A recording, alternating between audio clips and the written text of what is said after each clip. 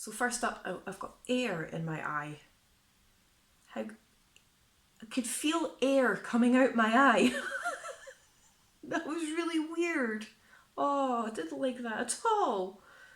Oh, no. Anyway.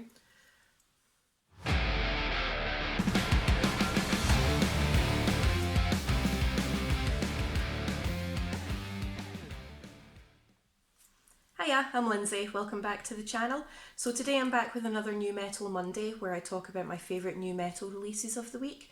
These are in no particular order whatsoever, they're just in the order that I listened to them in. This week I have 2 albums, 2 EPs and an honourable mention, so I'm just going to jump straight in. So the first record that I have on my list for this week is probably the biggest record of the week, and that was In Flames with Foregone. This was released via Nuclear Blast Records and it was probably one of the most highly anticipated records. Now In Flames do have a history of releasing albums that don't quite hit the mark. They've got their strong points but they also have their weak points and they've been quite inconsistent. I did actually write a full review of this album for This Day in Metal and I'll include the link for that below where I go through the album track by track breaking it down.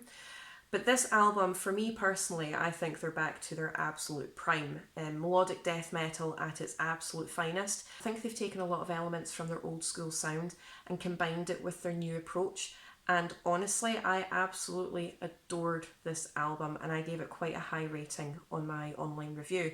Now, a few people have said to me that they don't agree with the rating. They do agree that it's one of their stronger albums and probably the best since their early days, but they don't agree with me giving them such a high rating, and that's absolutely fine.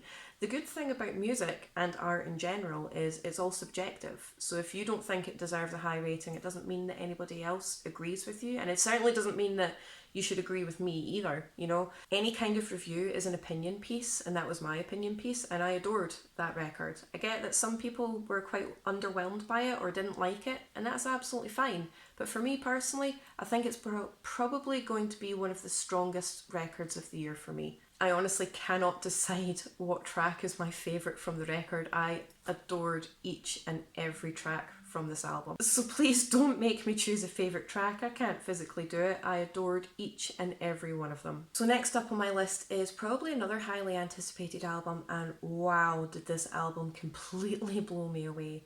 That's Distant with Heritage, which was released via Century Media Records. Now this is deathcore from the Netherlands and Slovakia, and it is so heavy, but it's also really atmospheric with kind of like some slam elements in there too.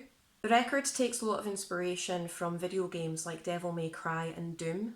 I'm usually quite fussy when it comes to deathcore, I'm going to be honest. Like the metalcore deathcore world I am quite fussy with, but this record absolutely blew me away and it is so crushing. It does have a lot of standout moments and it does also feature guest vocals from Will Ramos of Lorna Shore. But not only that, I think the most standout track on this record features 15 different deathcore vocalists, and that track is called Argent Justice, and that features vocals from the likes of Paleface, Crown Magnetar, Cabal, Emure, all these kind of bands. They've all pitched in with their vocals and it is a brutal track and it's amazing. Gorgeously atmospheric, they have a lot of elements in there. Favourite tracks off the album are Paradigm Shift, Born of Blood, Argent Justice and The Grief Manifest. So next up I have an EP and I'm not entirely sure how to pronounce this band's name. It's either Flub or Flub. I don't know, but I'll put the album artwork here. I really should check into these things before I start recording, but hey ho, never mind. I'm going to go with Flub because I like saying Flub. So that's Flub, Dream Worlds. Now this is some brutal melodic tech death metal and it's stunning. It's absolutely stunning. It's so intricate, it's incredibly heavy and brutal, but it's also got that atmospheric kind of melodic element behind it as well. This record was released via the Artisan era and it's honestly wonderful. If you like your tech death and if you like your melodic death metal, this combines the two, so I highly recommend that you check out this record. Favourite tracks off this EP are Leaves of Gold and Paracosm. So the second EP that I've got on my list here deviates away from deathcore melodic death metal completely, and we're kind of venturing into the old school goth rock heavy metal kind of genre now, and that's Unto Others, Strength 2, Deep Cuts. Now these are 6 previously unreleased tracks from when they recorded their 2021 album Strength. they decided to release this EP to feature the 6 tracks that didn't get included in that album. It's really atmospheric, it's really catchy, it's really melodic with some really gorgeous clean vocals.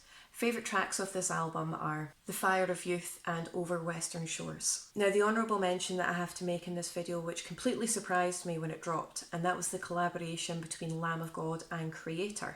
Now that they're finally taking off on their State of Unrest tour, they decided to release the single, also called State of Unrest, and honestly, this is everything that Lamb of God and Kreator do best, mashed together into an absolutely beast of a track. So if you like both bands, you definitely need to check this out. This absolutely blew me away. Let me know what you think of any of these albums that I've spoken about today, and if there's anything that I've missed, drop me a wee comment down below and I'll definitely check it out.